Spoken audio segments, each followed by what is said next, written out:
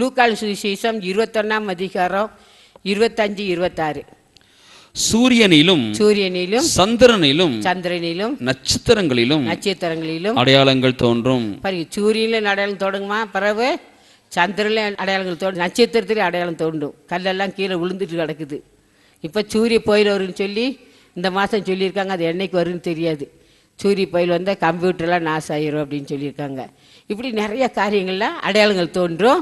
பூமியின் மேலுள்ள ஜனங்களுக்கு மேலுள்ள ஜனங்களுக்கு தத்தளிப்பும் இடுக்கணும் உண்டாகும். அப்போ உடனே நம்ம தத்தளிச்சு ஐயோ இங்கே போகலாமா அங்கே போகலாம், தத்தளிப்பு என்ன, ஐயோ இப்படி வருது அப்படி ஆயிடுச்சு எங்கே போடலான்னு சொல்லி நம்ம தத்தளிப்பு இடுக்கங்கள் உண்டாகும். சமுத்திரமும் அலைகளும் முழக்கமாயிருக்கும். ஒரு பக்கம் என்ன செய்யும், தத்தளிப்பு இடுக்கும்.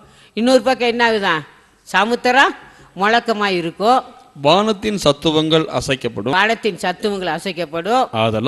ஆதலால் பூமியின் மேல் வரும் ஆபத்துகளுக்கு பயந்து, பூமியில் வர ஆபத்துக்கு பயந்து எதிர்பார்க்கிறதினால் மனுஷருடைய இருதயம் சோர்ந்து போகும். ஒவ்வொரு செய்தியும் கேட்கும் போது என் மனிதர் இருதயம் சோர்ந்துரு. நம்ம சோர்ந்து வேண்டிய அவசியமே இல்லை.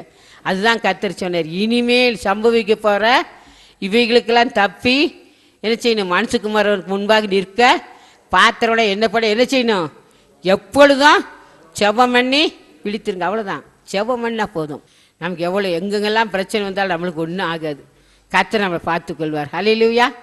அவர் நமக்கு எந்த ஆபத்தும் இல்லாமல் நம்ம பாதுகாத்துக்கொள்வார். நம்ம எப்பொழுதும் நமக்காக மட்டும் ஜெபிக்கக்கூடாது. நிறைய பேர்லாம் நமக்காக, பிள்ளைகளுக்காக, நம்ம குடும்பத்துக்காகவே ஜெபிக்கக்கூடாது, எல்லாருக்காகவும் ஜெபிக்க வேண்டும். இந்த தேசத்துக்கு ஜெபிக்கணும், அப்புறம் நம்ம தமிழகத்துக்கு செபிக்கணும், நீலகிரி மாவட்டத்துக்கு செபிக்கணும், எல்லா மக்களுக்காக செபிக்கணும். தேவனை அறிந்த மக்களுக்கும் செபிக்கணும், அறியாமல் வேதனைப்படுத்துகிற மக்களுக்கு நம்ம செபிக்கணும். நிறைய பேர் செவம் என்ன செய்வாங்க, குடும்பத்தாருக்கே என் பிள்ளை நல்லா இருக்கு, என் பிள்ளை நல்லா படிக்கணும், இதுவே செவம். அந்த செவம் இல்லை, மற்றவங்களுக்காக நம்ம செபிக்க வேண்டும். அல்லேலூயா.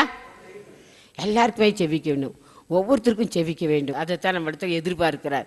ஒவ்வொரு மக்களுக்காக, நம்ம தேசத்தில் வாழுகிற ஒவ்வொரு மக்களுக்காக, நம்ம மாநிலத்தில் வாழுகிற ஒவ்வொரு மக்களுக்காக, மாவட்டத்தில் வாழுகிற ஒவ்வொரு மக்களுக்காக, எத்தனை குடும்பம் உடைஞ்சிருக்காங்க, அவங்களுக்கெல்லாம் நம்ம செபிக்கணும். நம்முடைய கடமை. அவங்க என்னவோ போட்டு நமக்கு என்ன அப்படி இருக்கவே கூடாது. நம்ம எல்லாருக்கும் அதான் ஆண்டவர் சொன்னார், எப்பொழுதும் செபம் பண்ணி என்ன செய்யணுமா, விழித்திருக்க வேண்டும். இரண்டாவதாக எதற்காக நம்ம செபிக்க வேண்டுமா, எசேக்கியேல் புஸ்தகம் 36ஆம் அதிகாரம் 37வது வசனம்.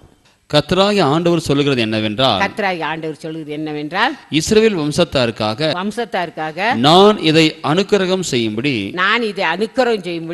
அவர்கள் என்னிடத்தில் விண்ணப்பம் பண்ண வேண்டும். சபைக்காக நம்ம கட்டாயம் செபிக்கணும். நிறைய பேருக்கு சபைக்காக செபிக்கிறதே இல்லை. அவங்க குடும்பத்துக்காக, அவங்களுக்காக இதை தான் செபிக்கிறோம். நிறைய பேர் சபைக்காக செபிக்கணும். நான் அன்றைக்கி சொன்னேன், சபைக்காக ஒரு நாள் எல்லோரும் என்ன செய்யும், வாரத்தில் ஒரு நாளாவது உபவாசம் இருந்து செபிக்க வேண்டும். நீங்கள் எந்த அளவுக்கு செபிக்கலாம் அந்த ஆசீர்வாதத்தை கர்த்தர் உங்களுக்கு கட்டாயம் தருவார். அல்லேலூயா.